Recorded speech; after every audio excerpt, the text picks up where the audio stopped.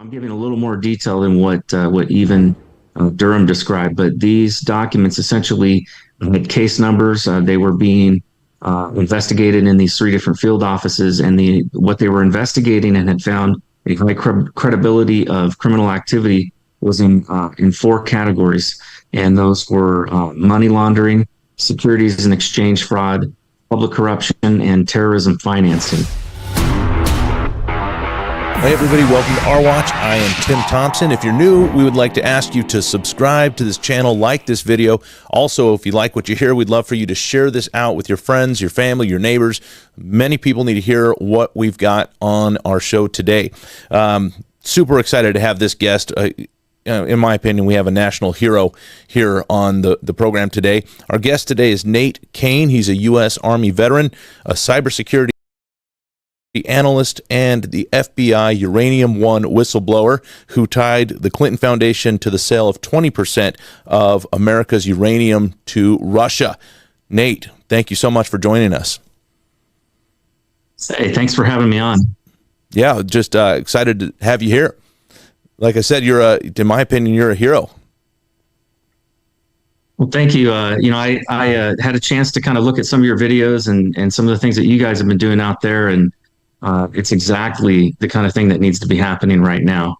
It's something actually that, just in contrast, it's something that I've been very concerned about, looking and seeing, how the church has really had a very inactive approach, to dealing with a lot of the world's problems, especially here in America. And we have a responsibility, to be engaged, to be involved.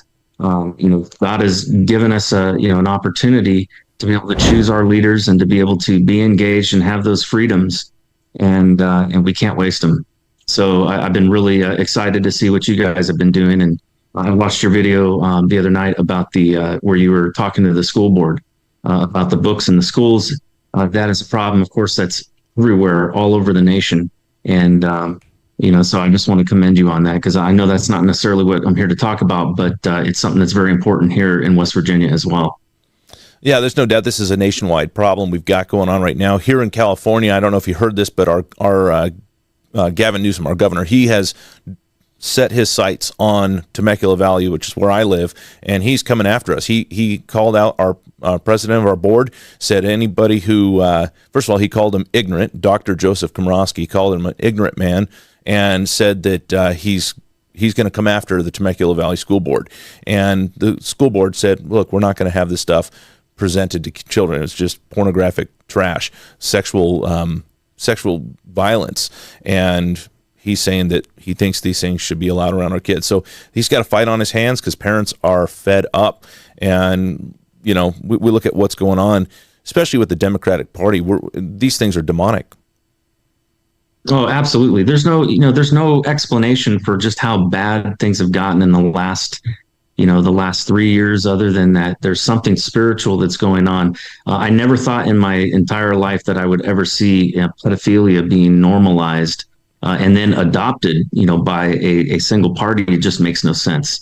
And the fact that you have these books that are going out in the schools, I can't help but think about that scripture that talks about, anyone that leads these little ones astray should have a millstone tied around their neck and tossed into the sea to be drowned. I mean, that's how serious God takes this. And so I think the church absolutely has a responsibility to stand up and resist this and fight against this, because it is something, it matters for the future of our country. It matters for the future of our families.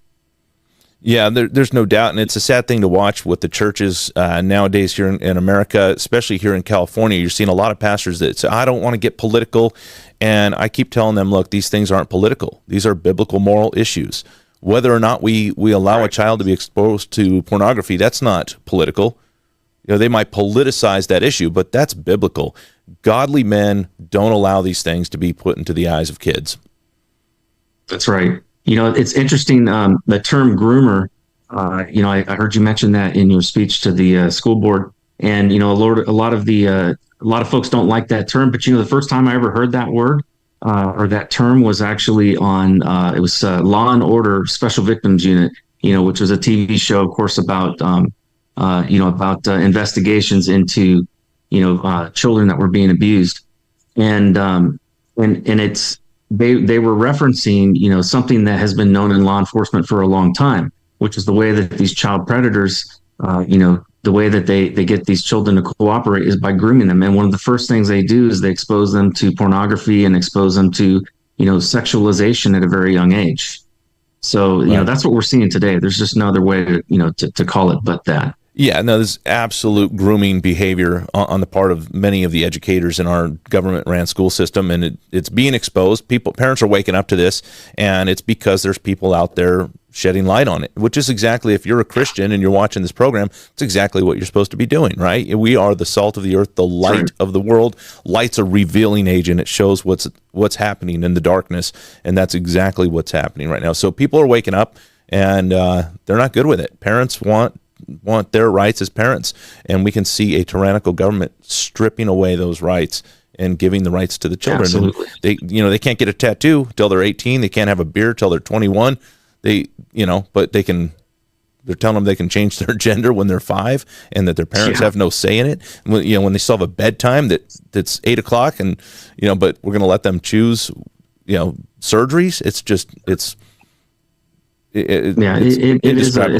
a total level of insanity I never thought I would ever see.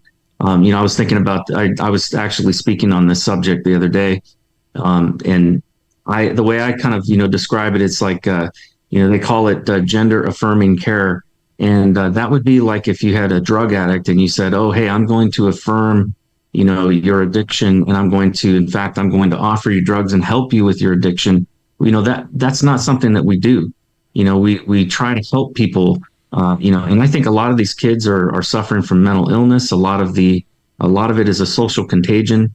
They're trying to fit in. They're trying to, but it's brainwashing what's going on in our schools. It's no longer, a system of education. It's a system of indoctrination.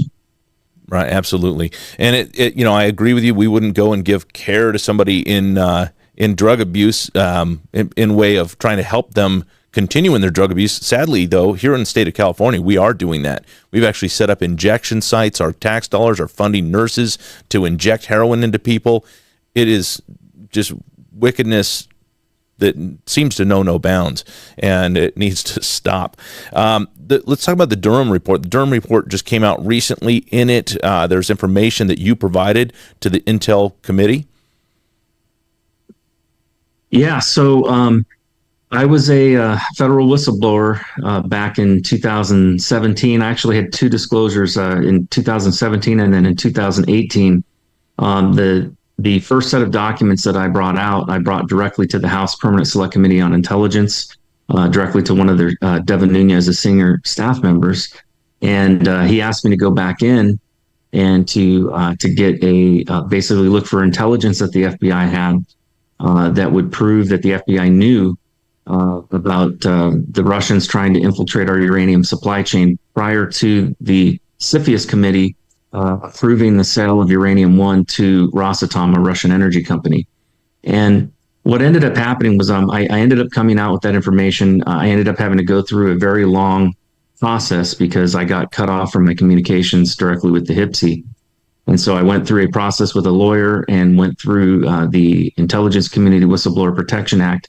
But I eventually brought all the documents, the initial set of documents that I had brought out and handed over, along with the intelligence report. So on page 78, it's referring to primarily financial documents that were involved in the Clinton Foundation, CGI Global, and Uranium-1. And what it's describing there is it's naming 3 primary field offices, which was the New York field office, you had Little Rock field office, and Washington field office. And it says there were financial documents as well as an intelligence report. That is exactly what I handed into Inspector General Horowitz, the DOJ IG.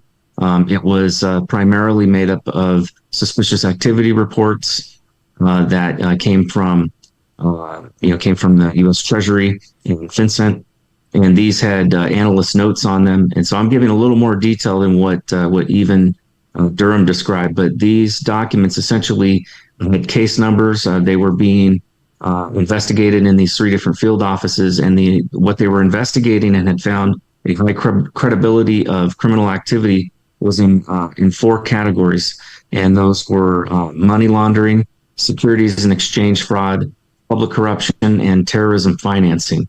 Now, one of the things that's in this document on page 78 that I found that was a little bit misleading was it said that these financial documents were unsubstantiated, based on Peter Schweizer's book, Clinton Cash. Now, that's partially true in that the bank, their liaison, who basically reports things to the U.S. Treasury, suspicious activity reports, their initial looking into things was, initiated by book by Peter Schweizer.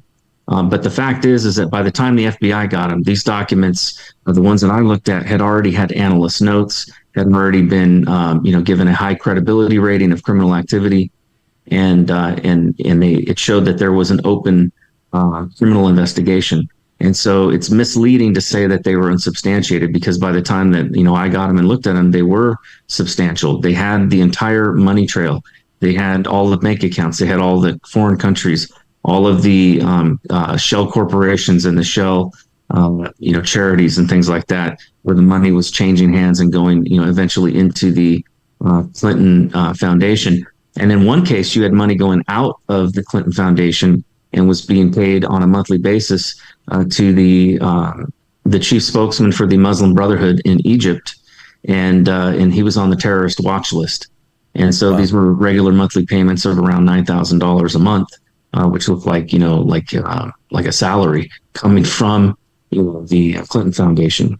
So that was being looked at for terrorism financing. So despite what this report laid out, I'm glad that these things were pointed out, because ultimately the American people need to know, what was going on, and the main stark difference. And the main reason that Durham talked about is he was trying to show difference between something that had some, real evidence that the FBI was looking at, and yet they decided to shut down that investigation and to completely squash it, versus when you look at what they did to Trump in opening up, a multi-year, investigation.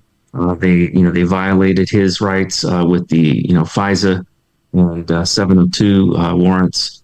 They were spying on everybody in Trump's campaign, and it was all based on lies that were invented by Hillary Clinton's campaign with the Russia collusion hoax. So, and that is what he showed in there. He didn't get into really, dealing with anything outside of his predicate, which was to investigate what the origins of the Trump-Russia collusion investigation were, whether it had a predicate. But I think there needs to be further investigation. In fact, I think investigation is not enough. If all we ever do is expose people, then nothing's going to change. The only thing that's going to change something is if somebody goes to jail and they're held accountable for violating the rights of American citizens and spying on them, opening up fake warrants and fake criminal activity. But ultimately, my whistleblowing led to me being having my home raided by the FBI. And this came out after it was already made clear that I was a protected whistleblower, and yet the FBI raided my home.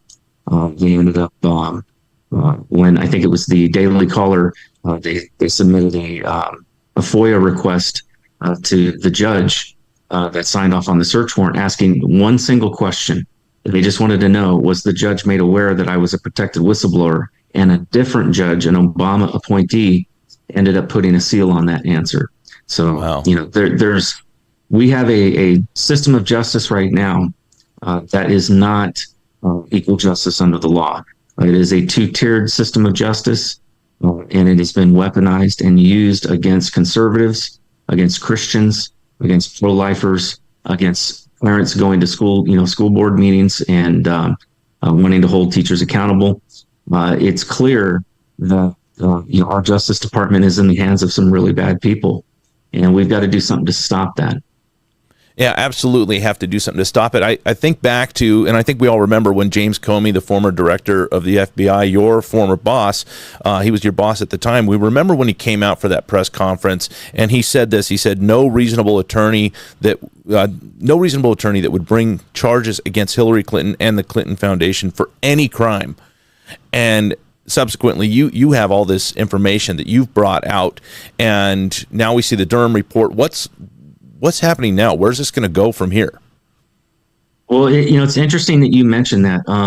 That was the turning point for me. Up until that moment, I didn't know for sure if they were going to cover it up. What originally caused me to look into things was a rumor in the office that somebody had seen a transcript of a conversation, which Durham talks about that conversation as well. I never found those transcripts, but those transcripts basically said that the FBI was going to, the senior staff on the seventh floor had decided to cover it up because they thought Hillary Clinton was going to get elected and they were afraid of retribution from her.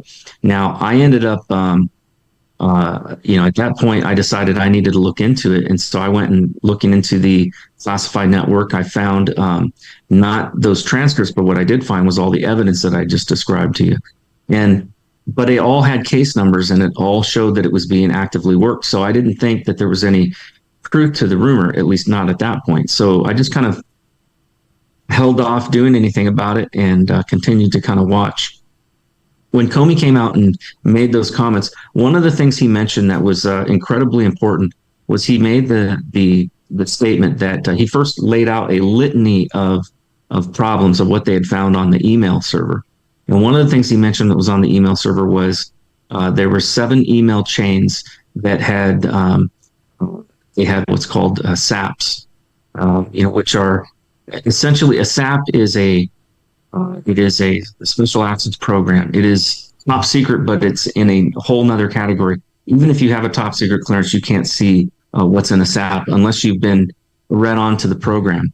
And so you have to have a need to know, and you have to sign non-disclosure agreements. You have to be read on to the program, and it is essentially above top secret. So I have been read on to several SAPs in my career. I've been in cybersecurity for 26 years and working primarily with the Defense Department and then with the FBI for a few years. And then what I know about SAPs, though, I can tell you is that there's no easy way to bring them out of a SCIF. It's not like you can just print them out and walk out with them. You can't put them on a thumb drive and walk out with them. These systems don't have the capability oftentimes of even allowing a thumb drive on them because they don't want somebody doing just that. So the question was never answered by Comey as to how those top secret SAP programs ended up on her email server. That was never answered, and I found that very troubling. When I was trained and brought through NSA, I was with Mar4 Cyber for a while and was attached to detached to an NSA unit called the Cyber Protection Team.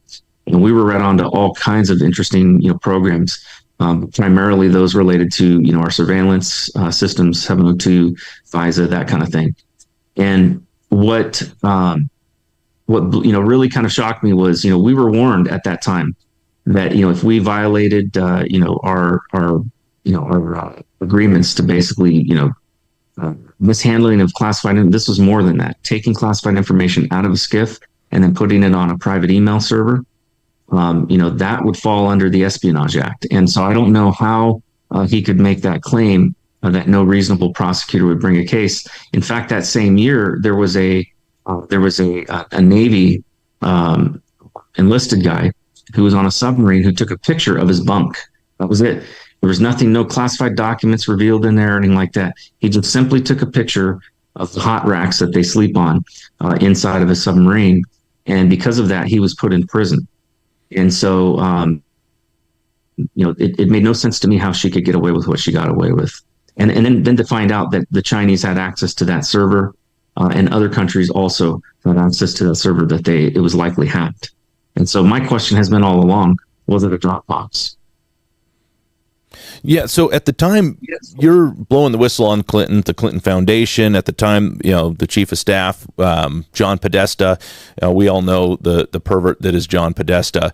The VP of the Podesta group at the time was a man by the name of Riley Moore. Can you tell us about your relationship with Riley Moore? Well, Riley Moore is right now he is the treasurer of West Virginia, and of course that's where I live in West Virginia. And he is running against me. I'm actually running for Congress in West Virginia, and he is one of my primary opponents. Probably the main opponent that I'm running against that I have to overcome. And you're right. At the same time, I was blowing the whistle against Hillary Clinton and her crimes. and he was working for John Podesta, who was Hillary Clinton's campaign chairman. And John Podesta and Tony Podesta are brothers. They owned a lobbyist firm called the Podesta Group, and Riley Moore was their vice president. He was also, through their company, he was not only a lobbyist in Washington, D.C., essentially bribing, Congress people for their votes, but he was also a foreign registered agent. And you can't make this stuff up, but he was a foreign registered agent with the Ukraine, the pro-Russian Ukraine, and, very corrupt government. He was also with represented the Socialist Republic of Vietnam, Azerbaijan, you name it. I mean, just a ton of countries, Iraq, Hong Kong. And so, these things aren't illegal, but one has to wonder, if you, and I'm sure you can appreciate this, as a minister, you wouldn't take somebody who's, never repented for, being a prostitute and bring her into your church to be a marriage and family counselor, Right. So I look at like somebody who's a lobbyist and a foreign registered agent wanting to be, having basically spent the large portion of their career bribing politicians, now wanting to be a politician. I find that problematic. Yeah. So, let me ask you right now, how's your campaigning going? Well, it's interesting, I want to clarify something from the beginning. I didn't do this because I wanted to. In fact, the last thing on earth that I wanted to do after going through having my name, exposed, my family exposed, having, my home raided, all these other things with the FBI. The last thing I wanted was to be out in the public sphere and all of that. I had just gotten my life back. I was never charged, and I never even had a ding on my security clearance. But that whole experience, the FBI never tells you when they're done investigating you. I'm quite certain that I had a 702 opened on me for at least 2 years, where they were spying on me very intrusively, for over 2 years after it came out that I was a whistleblower. And so I really wasn't looking forward to, being in the limelight. But back in November, I was, after the election, I was very disappointed in the results in Arizona and Michigan and Georgia, as well as Pennsylvania and some other places where it seemed to me like none of the lessons from 2020, really were learned, and there was still cheating that was going on.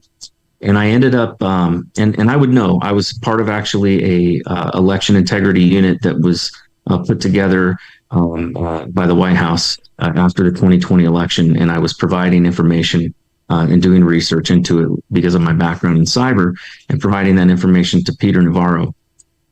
So I ended up, basically praying with my family and just asking them, or I was asking the Lord to raise up righteous men and women to run for office. And then I heard that still small voice saying, what about you? And my initial reaction was, whoa, hold on a minute, God. You can't, isn't there somebody else you can call to do this? I really don't like Washington, D.C.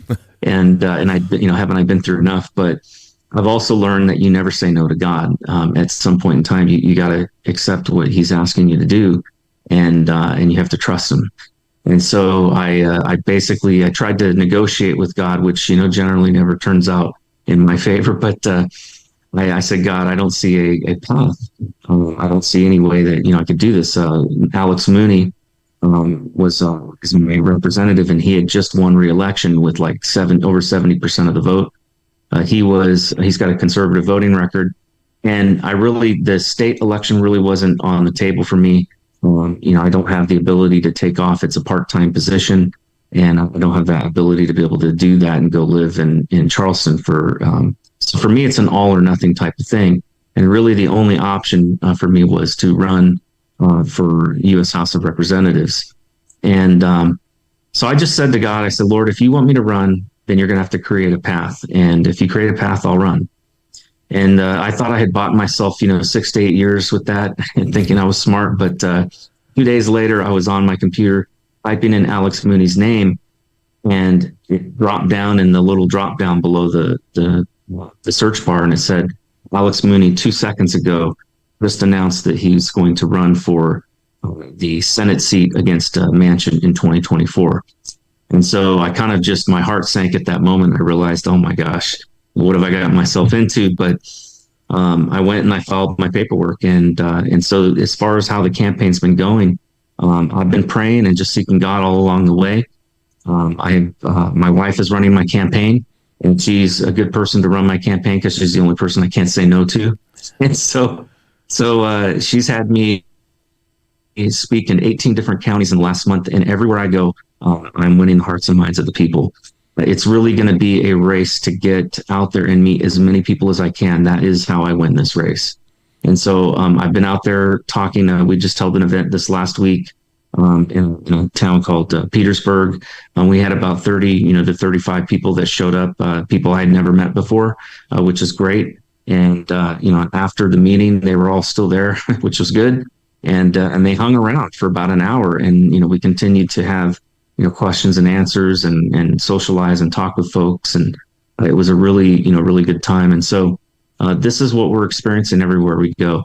Now, my opponent, on the other hand, has not been anywhere. I've not seen him campaigning anywhere. But he's got a lot of money. He's got a lot of connections in the political world. He's the nephew of our Rhino Senator Kelly Moore Capito. And so he's very connected in with the political establishment here in West Virginia, whereas I'm not. I'm a complete outsider. I've lived in West Virginia for 2.5 years, traveled a lot, all over the place because of military service and serving my country. And we finally said, we're done. We're going to settle. We want to live somewhere where people have the same values that we have, where people respect the Constitution, where they love their country, they love God, they love their families. And that's where we ended up looking around, and West Virginia seemed like the right place to go. And we've been happy ever since we moved here. Well, and you'll remain happy so long as you're able to influence things to continue in that direction. You said that you don't want to be in the limelight. I never wanted to be in the limelight. That's a good thing. However, God will put people in the limelight when they're faithful to do what's right. And you did that. You stuck your neck out for the American people. You at great risk to your own livelihood, and you were a truth bearer, and that is something that America is looking for. We know that when we talk about many politicians, we know we're being lied to, and when somebody like you steps up that's already proven to be a man of truth, that's something that's capturing the hearts and the minds of the American people. And I can't help but to think about the opportunity you had recently to confront Devin Nunes, who at the time was the chair of the Intelligence Committee. And I want to show a video of this, because really what you see in this video is that you have captured the heart and the minds of the people. You have a lot of support in the audience. Let's take a look at that real quick. So I'm Nate Cain. I was the Uranium One whistleblower that disclosed documents to your office.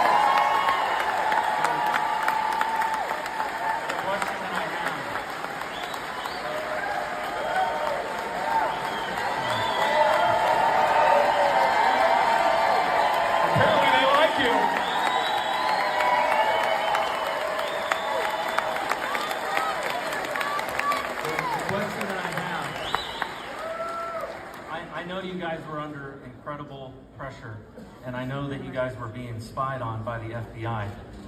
But I wanted to know what happened to those documents that I handed over. Did you guys get them? Were you able to do anything with them? And as I'm now running for Congress in West Virginia, what may I be able to do with them? Is this a question for Devin? Okay. For Devin. Yeah. So as you may remember, we opened up that investigation. We had that investigation going, and then a really bad thing happened.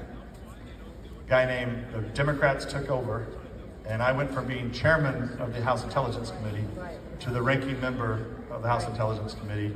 And a very nice guy, one of Cash's buddies, Adam Schiff, took over that position. And so anyway, at that point, everything was buried. I mean, they basically shut down everything. The only thing we had at that point, even still going on, even on Russiagate, was because we had the Horowitz investigation still going from the IG, obviously Durham, but we were completely, Schiff ended all investigations into Russiagate, into everything else. Schiff happened. Okay. All right, so shift happened. So, like I said, you could see there the response from the audience. People are looking for somebody who's going to be a truth bearer, and you have done that, and now people are jumping on board. Yeah, and it has been, it's been overwhelming. Like everywhere we've gone, it has really been, I think, God going ahead of us and preparing the way. One of the things that he's been speaking to me is that, this is going to be a little bit like the Gideon situation in that, I think, people are probably looking at me and, I don't have a political advisor. I don't have, basically we're bringing in money and spending it as quickly as we bring it in. I think we've raised like maybe $30,000, and oftentimes I don't know, how I'm going to do the next thing that we need to do. And I'll be like, God, hey, I need to print some materials. And then out of the blue, somebody will write us a check for $500. I mean, that's how we're living. We're living day by day by God's grace. And, we're getting out there. I'm speaking this weekend. I'll be up in Weirton, and I will be the keynote speaker at a Constitution rally. And so I'll be talking about our civil rights and how the federal government has been abusing them, and the importance of us securing those rights again, and talking about that. But we've had some really great opportunities, to get out there and speak, and so there's good things happening. More important than anything, though, is as I get out and I talk to people, I felt the Lord really impress this upon my heart that everywhere I go, I need to end my speech or my conversation with asking people, please pray and fast and repent on behalf of the nation at our next National Day of Prayer, which incidentally falls literally like within a week of the primary elections. We need God's intervention in our country. As much as I am, willing to work hard and to sacrifice for my country and for the state of West Virginia, it's not enough. We are facing an enemy that can't be seen. It is a spiritual enemy more than anything, and it's going to require, all of us, to ask for God's help. We need His help in order to secure this country and, against this malevolence that's going on right now. We're looking at basically, my campaign is focused really on three separate things. The first thing is restoring our constitutional rights. These are our God-given rights. They're not given to us by government. They're supposed to be protected by government. But what you have happening right now, whether it's free speech being censored and suppressed through what we saw happening with the Twitter files, or accounts being shut down. Also, we know from the last Tucker Carlson interview that he did with Elon Musk that the federal government is spying on us directly through, places like Twitter and Facebook and other services, social media accounts where they have full access into it. I think Twitter's just the tip of the iceberg. In fact, I know it is. It's not even a matter of what I think. It's a matter that I know, and I can't get into much more of the details than that. But there's also, we have, our gun rights are being threatened with the ATF, pushing these rules, which really fly in the face of, our Constitution, which clearly states, that our Second Amendment shall not be infringed. And yet, the Biden administration seems to think that, he can have the ATF legislate, and that's got to stop. You have, the most important right of all, our right to life. And you've got some states that are pushing, pushing abortion all the way to birth and even after. That's infanticide. And so, there's crazy things happening. In January 6th, you have the people that are in jail for 2 years for essentially a nonviolent crime of walking around in the people's house. Let's remember, that's where they were, the people's house. And they were charged with misdemeanors, but they were also charged with disrupting, an official proceeding. And many of these people, are getting sentences to 20 years, 30 years, 50 years. In some cases, these people weren't even in Washington. And so it's insane what we're seeing right now. We're seeing, People left in cells for 23 hours, and then they get 1 hour in a day to basically see the sky. That kind of thing it's inhumane. I don't even think what we're seeing in Washington D.C. that it would even meet the criteria of the Geneva Convention for prisoners of war, and yet we're seeing these things done to American citizens, and it's only one side. Let's not forget, you had the Washington D.C. on fire after the 2020 election because of Antifa and BLM, and many cities that have burned to the ground, and yet you don't see any of them in jail. And so this has been, like I said, a weaponization and a specific targeting of conservatives, targeting of Trump lovers, a targeting of pro-lifers. They kicking down the door and entering the house, fully armed to the teeth, of a pro-life activist, in front of his young children. I mean, these kinds of things that we're seeing right now are the things that we expect in third world dictatorships, not in the United States and the land of the free. So that's the number one issue to me that's on my heart that we have to address. Also, our national security is under attack. You have the Biden administration essentially weakening our military by introducing wokeism into our training. We have our soldiers are being taught to be sensitive to gender pronouns rather than being taught to be warriors, with the possibility of having to lay down their lives and make the ultimate sacrifice for their country. No, they're more concerned about teaching them to respect somebody's gender pronouns. And then you have transgenders in the military, which makes no sense at all. We don't allow blind people, in the military. We don't allow mentally handicapped people in the military. And there's a reason for that. The military is not about equal opportunity. It is about war fighting. It is about defending and protecting our country. And you certainly can't have somebody, who's got mental health issues and doesn't know who they are, doesn't know what gender they are, and has to take, injections for hormone treatments. What are they going to do when they're in a combat zone out in the field? Right. There's some really crazy things happening in our Defense Department. You have a wide open border where they're allowing anybody in, and that is, our border, is national security issue. You have also our petroleum reserves being depleted. It's sold off to China. So there's a lot happening right now that needs to be focused on. And the last thing is prosperity. But prosperity, you can't hold on to it if you don't have security, at your national borders, or security from your foreign enemies, and also security from the tyrants running the country right now. Right.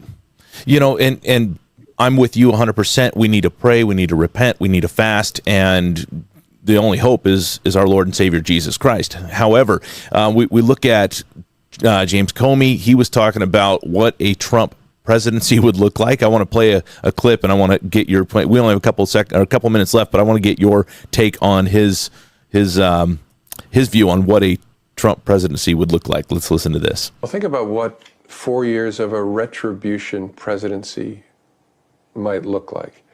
He could order the investigation and prosecution of individuals who he sees as enemies. I'm sure I'm on the enemies list.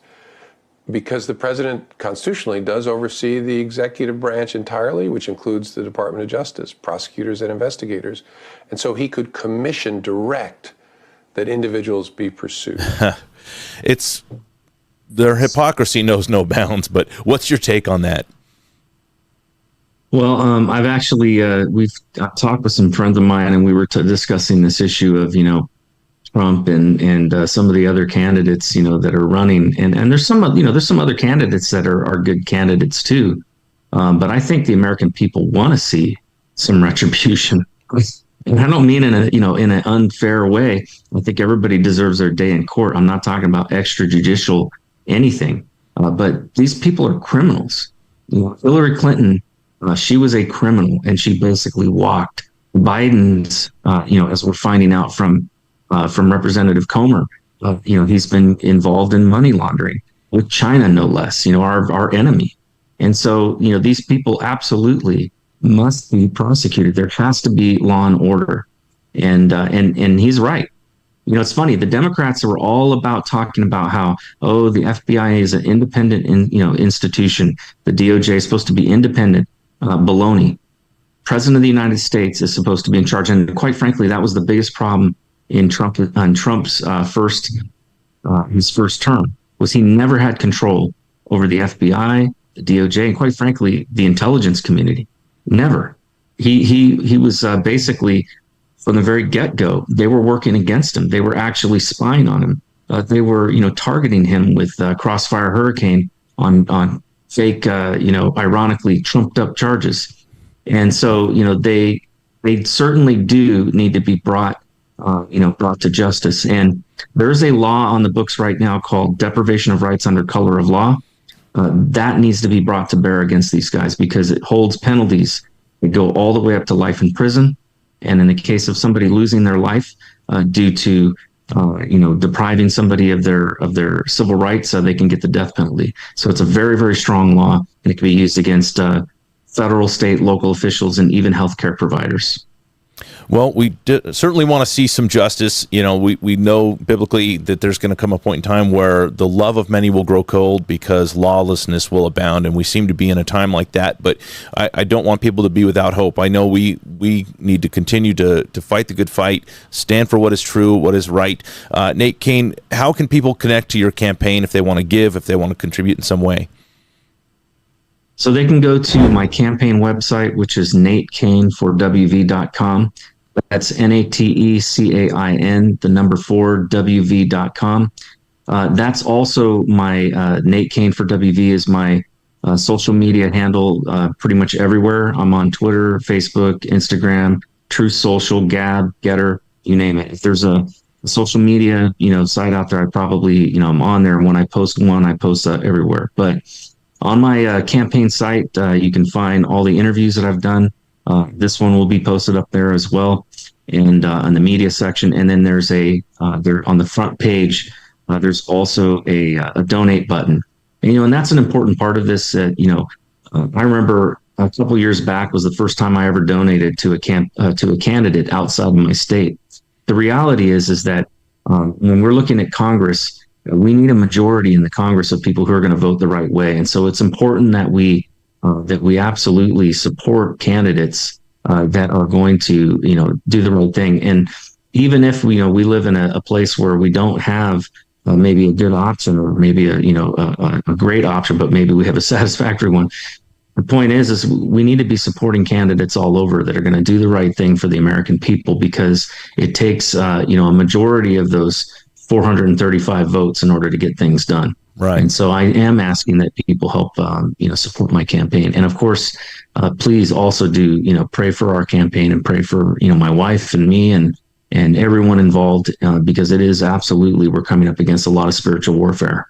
Yeah, I'm sure you are. And we do appreciate what you're doing, your willingness to stand for the American people, stand for truth and righteousness, and bringing glory and honor to Jesus Christ. So thank you so much, Nate Cain, for joining us on Our Watch. Love to have you back on in the future. Thank you for having me. All right. God bless you. And thank you all for tuning into Our Watch. Again, like this video, share it out to your friends and family, and we'll see you next time right here on Our Watch with Tim Thompson.